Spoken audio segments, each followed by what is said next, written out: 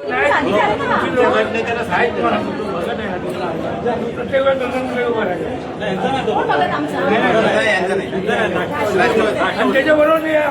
माहिती नाही, लोकप्रतिनिधी सगळे सेम असतात. एकाला बोलून देता, एका पक्षाच्या आवडत्या माणसाला आम्हाला बोलून देत नाही. मला माहिती आहे, लोकप्रतिनिधीचा अधिकार आहे आमचा सोडून द्या. महापौरांनी बोलून दिलं पाहिजे. बोला आणि थांबा, आम्ही थांबलो असतो. महापौरांच्या आदेशापुढे जात नाही. पण आपण आता उद्या महापौरांना सांगू की त्या अधिकाऱ्यांना बोलून घ्या. तुमच्या समक्ष अधिकार काढून नाही घेऊ शकत. तुमच्या समक्ष त्या अधिकाऱ्यांना बोलून आणि 10 मिनिटात गुंडाळली सभा, सगळ्या अजेंडावरती आम्हाला बोलायचं.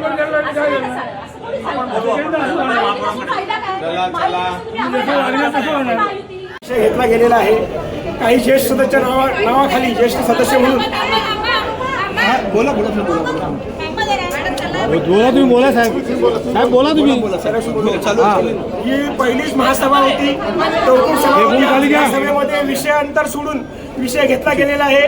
ज्येष्ठ सदस्याच्या नावाखाली वेगळे विषय घ्यायला देणं आणि एका सदस्याला बोलायला देणं आणि बाकीच्या सदस्यांनी जी लक्षवेधी मांडलेली आहे, कोणी प्रश्न उत्तरे मांडलेले आहेत त्यांना न बोलून देणं आणि डायरेक्ट विषय पत्रिका वाचून दाखवून मंजूर करणे, त्याला आमचा जाहीर विरोध आहे. भविष्यात भारतीय जनता पार्टी म्हणून पारदर्शक कारभार हे आमचं घोषवाक्य आहे. त्या हिशोबाने चालणार आणि हे जे ठराव केलेले आहेत ह्या ठरावाला आमचा भारतीय जनता पार्टी म्हणून विरोध असणार आणि सन्माननीय मुख्यमंत्री देवेंद्र फडणवीस साहेबांकडे पाठपुरावा करून ह्याचा निषेध आम्ही नोंदवणार आहोत. नहीं चलेगी, नहीं चलेगी, दादागिरी नहीं चलेगी, नहीं चलेगी, नहीं चलेगी, नहीं चलेगी.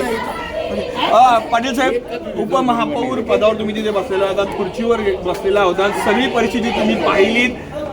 आवाज दाबण्याचा प्रयत्न कोणी केलाय नक्कीच पहिली महासभा असल्यामुळे मी हा विषय समजून घेत होतो. कोणी जरी डायसवर जरी असलो मी आणि जरी कोणी आवाज दाबायचा प्रयत्न करत असतील एक भारतीय जनता पार्टीचा उपमहापौर म्हणून वेळ प्रसंगी मी रस्ते खाली उतरून डायस सोडून खाली येऊन माझे विषय मांडणार आणि पक्षाचं पण नेतृत्व आणि लोकांना जे हवं असलेलं तेच कामकाज करणार. पण हे जे पद्धत आहे आता अशा प्रकारचे ठराव भविष्यात कधीही पास होणार नाहीत आणि आता झालेले आहेत त्यांना आमचा 100% विरोध राहील आणि त्याच्याविषयी आम्ही नगर विकास खाता असेल तिकडे किंवा सन्माननीय मुख्यमंत्र्यांच्याकडे आम्ही दाद मागणार आहोत. नहीं चलेगी, नहीं चलेगी, दादागिरी नहीं चलेगी, नहीं चलेगी, नहीं चलेगी, दादागिरी नहीं चलेगी.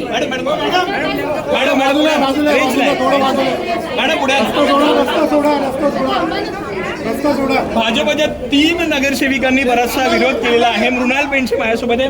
मृणाल मॅडम, तुम्ही उभ्या राहिल्या होतात, काहीतरी प्रश्न मांडण्याचा प्रयत्न करत होतात, काय घडलं नक्की? नगरसेवकांनी प्रश्न मांडणं त्यांचा अधिकार आहे. अजेंड्यामध्ये आज माझे प्रश्न प्रश्न उत्तरांचा तास घेणं अपेक्षित होतं, पण महापौरांनी असं रुलिंग दिलं की प्रश्न उत्तर होणार नाही.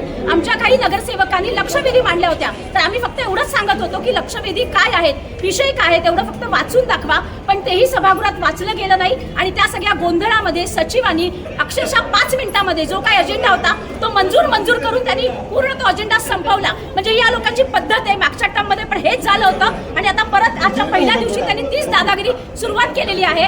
जरी आम्ही महायुतीमध्ये असलो, सत्तेमध्ये असलो, तरी या लोकांची ही दादागिरी आम्ही खपवून घेणार नाही. नगरसेवकांचा जो अधिकार आहे प्रश्न उत्तर, आम्ही प्रश्न विचारणार आणि अधिकाऱ्याला आणि प्रशासनाला आम्हाला उत्तर द्यावं लागेल. मला असं वाटतं की या लोकांकडे उत्तरं नाहीयेत, त्यांना उत्तरं द्यायची नव्हती म्हणून आजची सभा गुंडाळण्यात आलेली आहे. त्याचा आम्ही निषेध करतो आणि पुढच्या महासभेपासून जर आम्हाला बोलून दिलं नाही, ठराविक लोकांना बोलून दिलं जातं, पण आम्हाला जर बोलून दिलं नाही, आमचे विषय आम्ही लोकांसाठी इकडे सभागृहात आहोत, लोकांच्या हिताचे विषय आम्ही इथे मांडत असतो. आम्हाला जर बोलून दिलं नाही तर आम्ही ही सभा चालवून देणार नाही.